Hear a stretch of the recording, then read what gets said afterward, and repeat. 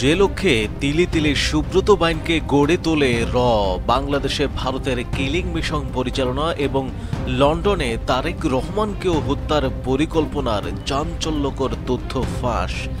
সিনেমার চেয়েও ভয়াবহ এই গল্পের শেষ পর্যন্ত দেখতে থাকুন। ইন্টারপোলের রেড অ্যালার্ট জারি করা শীর্ষ সন্ত্রাসী সুব্রত বাইন ও মোল্লা মাসুদ গ্রেফতারের পর তাদের নিয়ে একের পর এক চাঞ্চল্যকর তথ্য বেরিয়ে আসছে। বৃহস্পতিবার লন্ডনে অবস্থানরত আল জাজিরার অনুসন্ধানের সাংবাদিক জুলকারনাইন সায়ের সুব্রত বাইন ও মোল্লা মাসুদকে নিয়ে চাঞ্চল্যকর তথ্য উপস্থাপন করে নিজের ভেরিফাইড আইডিতে স্ট্যাটাস দেন। পোস্টে জুলকারনাইন বলেন, 2001 সালে বিএনপি সরকার ক্ষমতা গ্রহণের পর আইনশৃঙ্খলা পরিস্থিতি নিয়ন্ত্রণের জন্য বাংলাদেশের 23 জন কুখ্যাত শীর্ষ সন্ত্রাসীদের তালিকা তৈরি করা হয় এবং তৎকালীন প্রধানমন্ত্রী বেগম খালেদা জিয়ার নির্দেশে স্বরাষ্ট্র মন্ত্রণালয় শীর্ষ 23 জন অপরাধীদের ধরিয়ে দেওয়ার জন্য পুরস্কার ঘোষণা করে। ওই তালিকার প্রথমেই ছিল ত্রিমথী সুব্রত বাইন।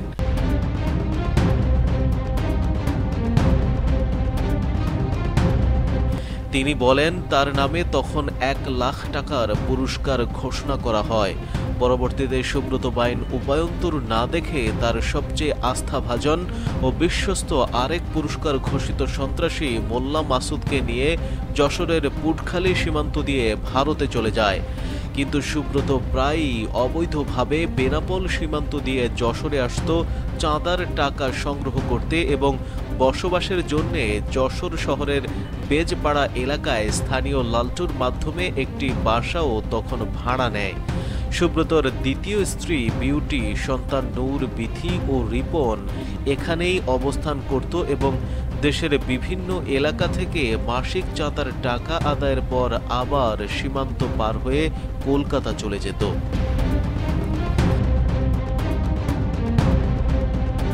জুলকারনাইন সায়ের বলেন, এরই মাঝে কলকাতা পুলিশ সুব্রতকে কালীঘাট এলাকা থেকে গ্রেফতার করে।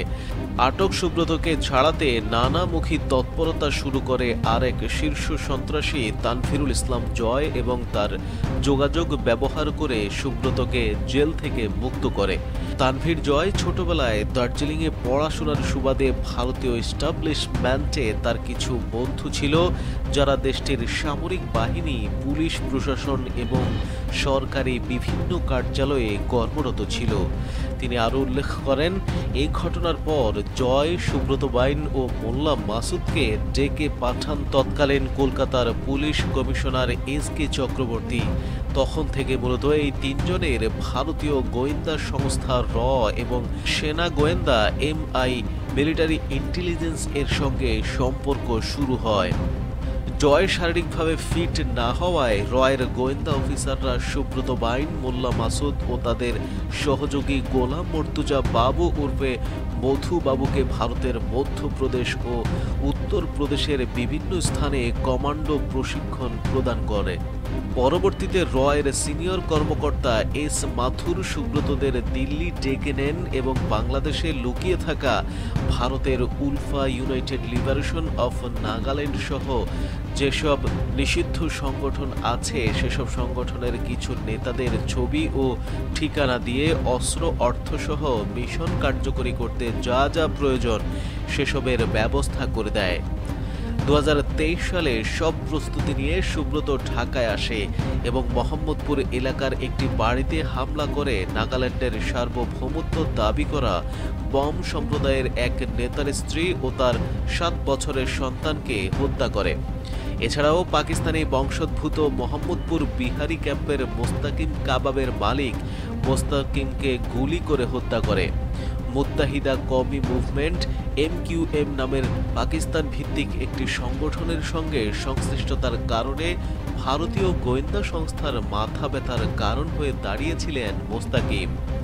এছাড়াও বহুবার উলফার নেতা পরেশ বড়ুয়াকে হত্যার চেষ্টা করে সুব্রত বাইন।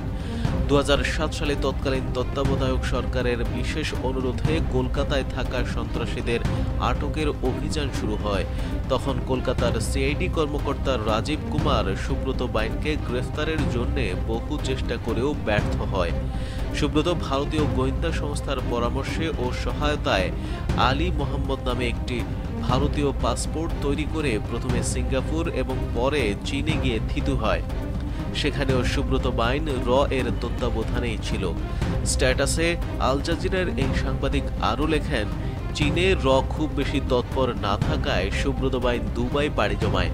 সেখানে তাকে বিলাসবহুল ভিলায় থাকার ব্যবস্থা করে ভারতীয় গোয়েন্দা সংস্থা এবং তার সহযোগী মোল্লা মাসুদকেও তখন দুবাই পাঠানো হয়। সুব্রত ও মোল্লা মাসুদকে দুবাইতে পলাতক ভারতীয় মোস্ট ওয়ান্টেড টাইগার মেমনের সঙ্গে বন্ধুত্বের সম্পর্ক স্থাপনের পরামর্শ দেয়।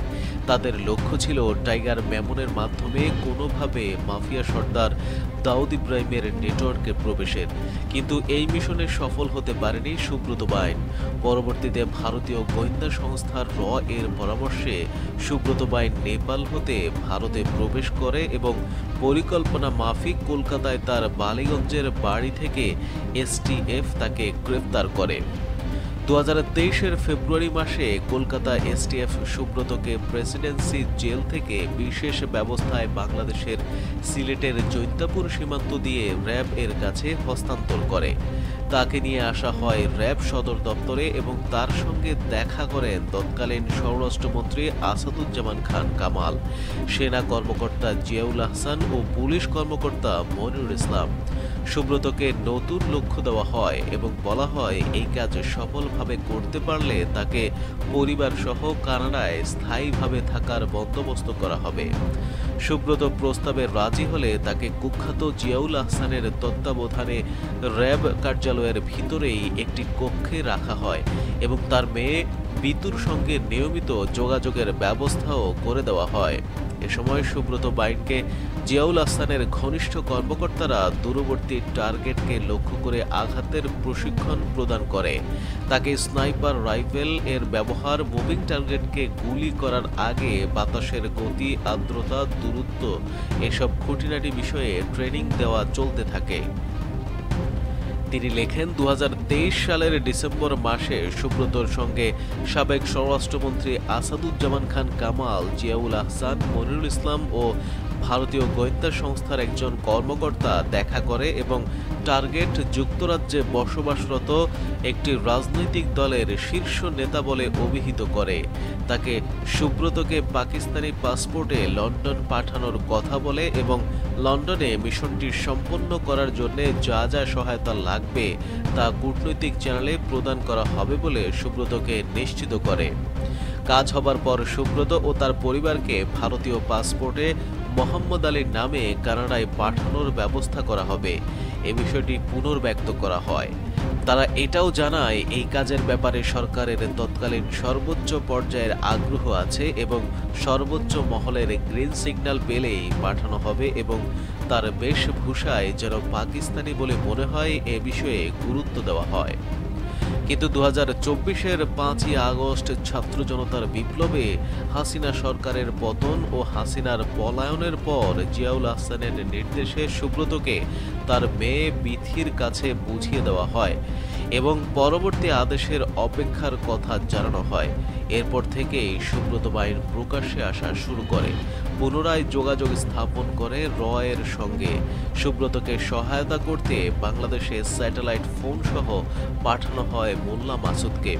আর এই দুই শীর্ষ সন্ত্রাসীর সঙ্গে পলাতক আওয়ামী শীর্ষ নেতাদের যোগাযোগের মাধ্যম হয় নেপাল থেকে পলাতক আরেক সন্ত্রাসী লেদার লিটনকে। এর আগে বুধবার কুষ্টিয়ায় অভিযান পরিচালনা করে শীর্ষ সন্ত্রাসী সুব্রত বাইন ও মোল্লা মাসুদকে গ্রেফতার করেছে সেনাবাহিনী।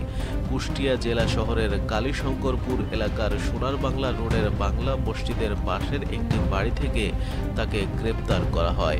গ্রেপ্তারদের দেওয়া তথ্যের ভিত্তিতে রাজধানীর হাতিরঝিল এলাকা থেকে সুব্রত বাইনের অপর দুই সহযোগী শুটার আরাফাত ও শরীফকে গ্রেপ্তার করা হয়।